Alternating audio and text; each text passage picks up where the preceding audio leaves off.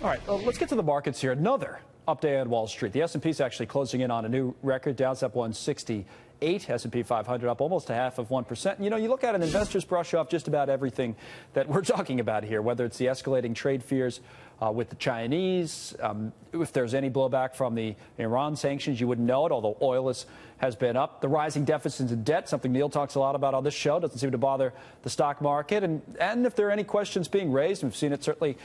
Well, we've talked about it. You see it all over the other networks about the Mueller investigation. Is that an issue for the stock market? Again, funny way of showing it doesn't seem that it is. So is Wall Street kind of whistling by the graveyard here? We have James Freeman from the Wall Street Journal with us. James is the author of a new book.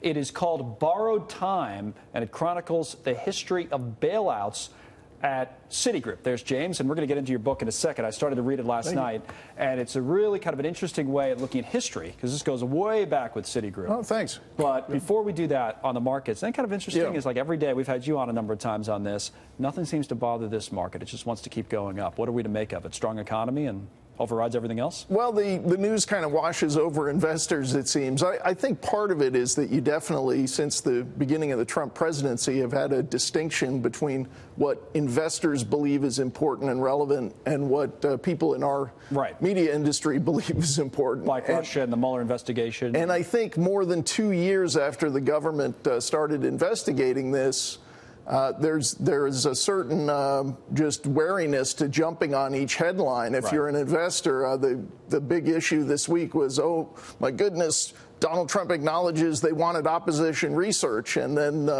Byron York pointed out this was something he said a year ago. So I think a lot of this noise out of Washington doesn't affect how people look at the market when they see an economy that's really humming. I would agree with you certainly on the Mueller investigation, unless something huge comes out of it. Even then, we've been through issues with presidents. We've been through impeachment proceedings in the past with presidents, and somehow stock markets and economies have gotten through all of that in the not so distant future. But trade's interesting, right? Even the headlines on trade, the market hangs in there. And again, today, it looks like this trade thing will hang on for a long time with the Chinese, but the stock market doesn't seem to care so much. What do you think of that? And that is weird because it's all cost.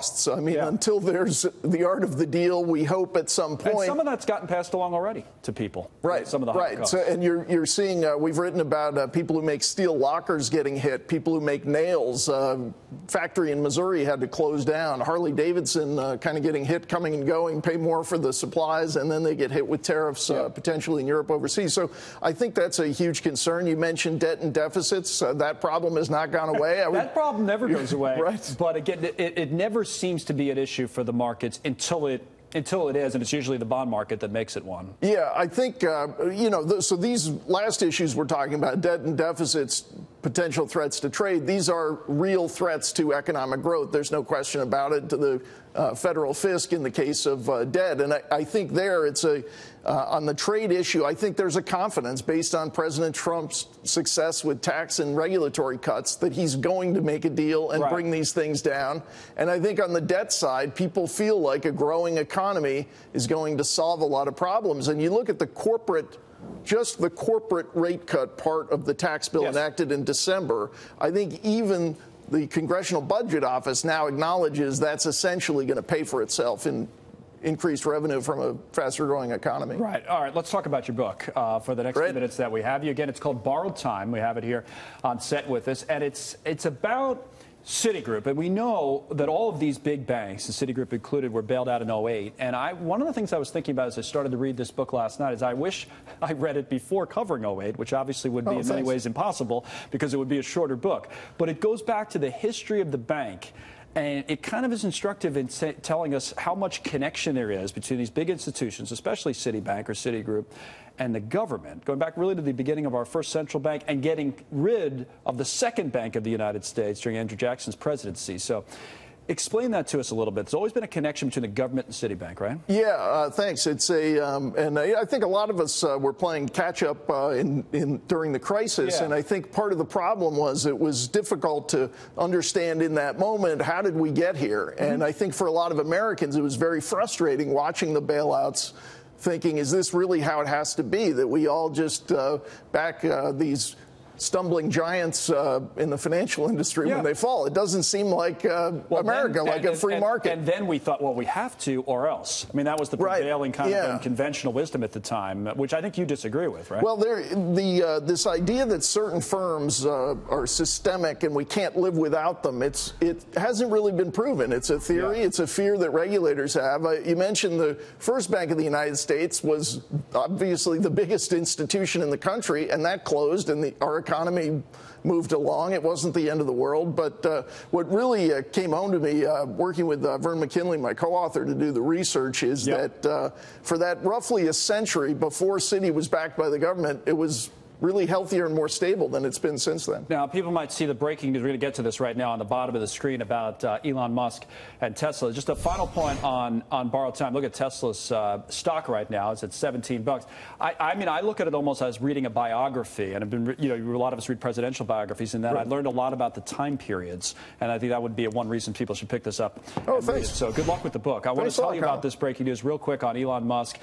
It's a tweet from Mr. Musk. He's considering taking Tesla private. How about that? He's considering taking Tesla private at $420 a share, and he says the funding is secured. There's the tweet on the screen. You have a quick reaction to that one, or before we let you go? That's something else. Now, we have seen this recent history where the stock tends to rally when he tweets attacking short sellers. This is I suppose you could say another variety of that, but this is kind of that move on steroids, saying he's going to take it private. I guess, I mean, he's a guy who he's open to saying controversial things, and maybe the kind of environment around a publicly traded company is not conducive to having a leader like Elon Musk, or maybe that's reading into it too much. In other words, he'd be more comfortable with a private company, I wonder. Well, you think of the public markets as where you want to be to fund an optimistic but not highly profitable growing enterprise that's been consuming a lot of capital. But we'll see. Yeah, I'm not sure what he's up to. Gives the stock a boost, right? 360, and because he threw a number out over $400. All right, anyway, good luck. Seriously, good luck with this book. Thanks, it sounds like it's definitely worth picking up for people who are interested in history and people who are interested in financial markets. James Freeman from the Journal.